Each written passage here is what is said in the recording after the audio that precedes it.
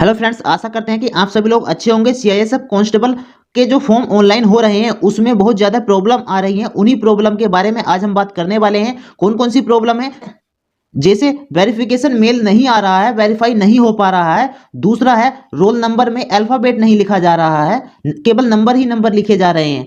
और तीसरी हमारी जो प्रॉब्लम है, टेंथ डिटेल में टेंथ की डिटेल डालें या हायर एजुकेशन डालें। उसमें हायर एजुकेशन सेलेक्ट करने के लिए आ रहा है लेकिन ऊपर लिखा हुआ आ रहा है कि टेंथ की डिटेल डालें, तो क्या करें? और अगला हमारा जो क्वेश्चन है वो है, लॉगिन करने में बहुत ज़्यादा प्रॉब्लम हो रही है। जी हाँ, बच्चों को बहुत ज़्यादा प्रॉब्लम हो रही है, लॉगिन नहीं हो पा रहा है। उसके लिए क्या करना चाहिए? और सबसे बड़ी प्रॉब्लम है, ऑलरेडी रजिस्टर्ड बता रहा है।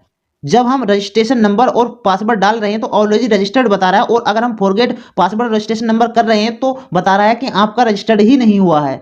तो ये सारी प्रॉब्लम का सामना करना पड़ रहा है। एक प्रॉब्लम और है कि रजिस्ट्रेशन आईडी और पासवर्ड गलत बता रहा है अगर हम वहां पर डाल रहे हैं फॉरगेट रजिस्ट्रेशन आईडी वाली जगह पर। और भी बहुत सारे क्वेश्चन, उन सभी क्वेश्चनों का आंसर जानेंगे इसी वीडियो में। अगर फिर भी आपका कोई क्वेश्चन रह जाता है तो दोस्तों कमेंट सेक्शन में बताना, हम उसका जवाब जरूर देंगे, क्योंकि हमारा ये रिकॉर्ड है। आप पिछली वीडियो में जाकर के देख सकते हैं कि हम हर जेन्युइन कमेंट का जवाब देते हैं। तो दोस्तों वीडियो अगर अच्छी लगे तो लाइक करना है, चैनल को सब्सक्राइब करना। तो दोस्तों देर न करते हुए शुरू करते हैं ये वीडियो।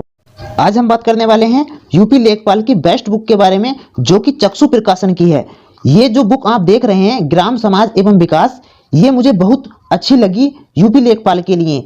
आज मैं इसी के बारे में आपसे बात करूंगा। तो दोस्तों यहाँ पर आकर देख सकते हैं, ये 1100 प्लस क्वेश्चंस हैं इसमें, जो विगत वर्षों में पूछे गए हैं लेखपाल के अंदर, और 2 सोल्व मॉडल पेपर भी दिए गए हैं। यहाँ पर देख सकते हैं, यहाँ पर विषय सूची दी गई है।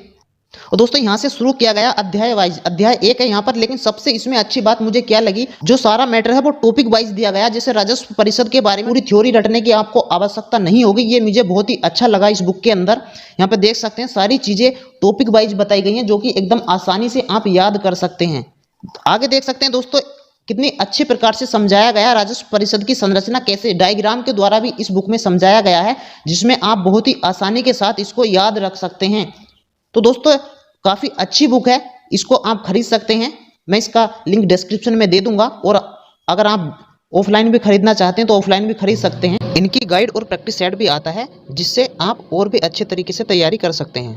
दोस्तों यहाँ पर कांस्टेबल फायर 2021 पर क्लिक करेंगे और यहाँ पर देख सकते हैं, अगर आपका रजिस्ट्रेशन है पहले से ही तो रजिस्ट्रेशन नंबर डालो, पासवर्ड डालो और कैप्चा डालो, ये इमेज में जो दिया हुआ, और लॉगिन हो जाओ। अगर नहीं है तो न्यू रजिस्ट्रेशन पर जाकर के यहाँ से न्यू रजिस्ट्रेशन कर सकते हैं। लेकिन किसी वजह से अगर हम पासवर्ड वगैरह भूल गए हैं, पहले से रजिस्ट्रेशन है, तो हम नीचे यहाँ पर ग्रीन में जो लिखा हुआ फॉरगॉट रजिस्ट्रेशन एंड पासवर्ड पर क्लिक करके डिटेल फिल करने के बाद मेल पर हमें पासवर्ड और रजिस्ट्रेशन नंबर प्राप्त हो जाएगा, जिसके बाद हम आसानी से लॉगिन कर सकते हैं। लेकिन कुछ बच्चों को जब फॉरगॉट पासवर्ड और रजिस्ट्रेशन ये कर रहे हैं, यहाँ पर एरर शो हो रहा है, आगे नहीं बढ़ पा रहा है, तो उनके लिए क्या बताना चाहूँगा, मैं उनसे कहना चाहूँगा कि आप अभी वेट कीजिए, क्योंकि अभी फॉर्म शुरू हुए हैं, जिसकी वजह से सर्वर इशू हो गया है और इस प्रकार की प्रॉब्लम बता रहा है। तो आप कुछ समय वेट करने के बाद फिर ट्राई कीजिएगा, आसानी से खुल जाएगा।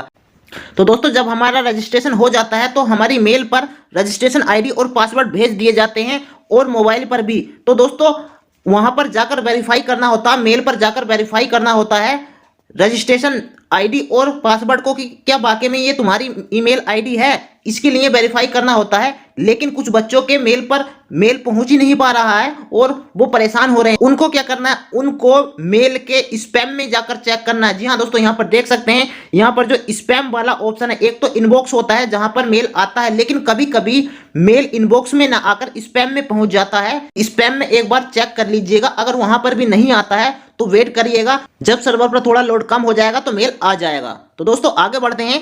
तो दोस्तों जब हमारा वहां से वेरीफाई हो जाता है मेल से, तो यहां से एप्लीकेशन फॉर्म पर क्लिक करेंगे और हमारा फॉर्म खुल करके आएगा, और जानेंगे उसमें और क्या प्रॉब्लम आ रही हैं बच्चों को। तो दोस्तों आगे देखते हैं। तो एक जो हमारी प्रॉब्लम आ रही है बच्चों को, सबसे ज्यादा जो परेशान हो रहे हैं, बोल रहे हैं कि ये जो डिटेल डालनी है, ये तो हमारी 10th की डिटेल डालनी है। तो दोस्तों ऊपर लिखा हुआ है 10th की डिटेल फिल करनी है यहाँ पर, लेकिन इस ऑप्शन के अंतर्गत लिखा हुआ है हाईएस्ट एजुकेशनल क्वालिफिकेशन, कि आपकी हाईएस्ट एजुकेशनल क्वालिफिकेशन जो है वो सिलेक्ट करो। यहाँ पर ग्रेजुएशन है, इंटर है या पोस्ट ग्रेजुएशन है, जो है वो सिलेक्ट करो। क्योंकि अब मैं आपको दिखाऊंगा, देखो यहाँ पर देख सकते हैं, ये नोटिफिकेशन के अंतर्गत ही दिखाया गया है। तो दोस्तों ये नोटिफिकेशन की कटिंग है, जिसमें हाईएस्ट क्वालिफिकेशन में लिखा हुआ है सेलेक्ट एजुकेशनल क्वालिफिकेशन, यहाँ पर 10th वगैरह नहीं लिखा हुआ, लेकिन आगे जहाँ 10+2 लिखा हुआ है यहाँ पर सिलेक्ट किया हुआ है कि 10+2 होना चाहिए साइंस में। जी हाँ दोस्तों, क्योंकि आपको जैसा पता है कि साइंस में 10+2 होगा तभी इसको फॉर्म को अप्लाई कर सकते हैं। तो दोस्तों आपको पता चल गया होगा कि हाईएस्ट एजुकेशन क्वालिफिकेशन में आप अपनी हाईएस्ट क्वालिफिकेशन डालेंगे। और दोस्तों एक बहुत ही जरूरी बात, अपने फोटोग्राफ पर डेट जरूर होनी चाहिए जब आपने फोटो खिंचवाया था, और फोटो जो है 3 महीने से ज्यादा पुराना नहीं होना चाहिए। नया फोटो खिंचवा लीजिएगा वरना ये फॉर्म रिजेक्ट हो जाएगा। इस प्रकार का देखो डेट आनी चाहिए फोटो के ऊपर। जी हाँ, तो फोटो के ऊपर होनी चाहिए डली हुई डेट। और ये मैट्रिकुलेशन और सीनियर सेकेंडरी की जो मार्कशीट लगनी है, सर्टिफिकेट लगना है, वो पीडीएफ के रूप में लगना है और किसी फॉर्मेट में स्वीकार नहीं होगा। जी हाँ दोस्तों, यहाँ पर देख सकते हैं अपलोड होने के बाद इस प्रकार का दिखाई देगा।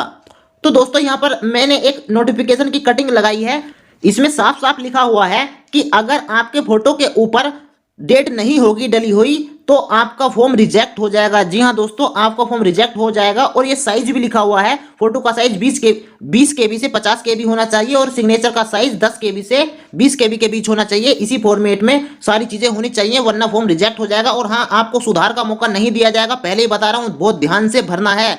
जी हाँ दोस्तों, अब बात आ जाती है दोस्तों एज की। कुछ बच्चों को समझ नहीं आ रहा है कि मेरी डेट ऑफ बर्थ इतनी है तो क्या मैं अप्लाई कर सकता हूं। हालांकि 18 से 23 वर्ष के बच्चे इसे अप्लाई कर सकते हैं। तो अगर जिसकी एज 5/3/1999 से पहले जिसका जन्म हुआ है वो इसे अप्लाई नहीं कर सकता, और 4/3/2004 के बाद जिसका जन्म हुआ है वो इसे अप्लाई नहीं कर सकता। जो रिलैक्सेशन मिलता है एज का वो सभी को मिलेगा, वो लगेगा, इनसे अलग है वो इस क्राइटेरिया से। जी हाँ दोस्तों, जैसे SC/ST को 5 साल का, OBC को 3 साल का, ठीक है, एक्स सर्विसमैन को 3 साल का, इस प्रकार का वो सारा अलग है। ठीक है दोस्तों, इतना आप समझते हैं। तो इसके अलावा भी अगर आपका कोई क्वेश्चन रह गया हो तो कमेंट सेक्शन में बताना, हम उसका जवाब देंगे। लेकिन इससे पहले मैं और कुछ क्वेश्चनों के आंसर बता देता हूं। जैसे अगर आप रोल नंबर डाल रहे हैं और उसमें अल्फाबेट आ रहा है तो वो एक्सेप्ट नहीं कर रहा, तो मैं आपको बता दूं बिना अल्फाबेट का ही आपको भरना है, केवल नंबर डाल दो, अल्फाबेट छोड़ दो। जी हाँ दोस्तों, क्योंकि वो एक्सेप्ट नहीं करेगा, कोई स्पेशल मार्क भी वो एक्सेप्ट नहीं कर पाएगा। ठीक है दोस्तों।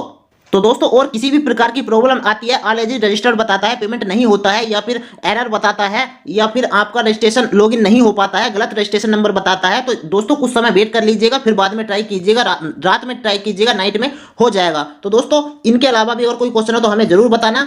और अगर हमारी वीडियो आपको अच्छी लगी तो लाइक करना, चैनल को सब्सक्राइब करना। Okay, bye bye, thank you.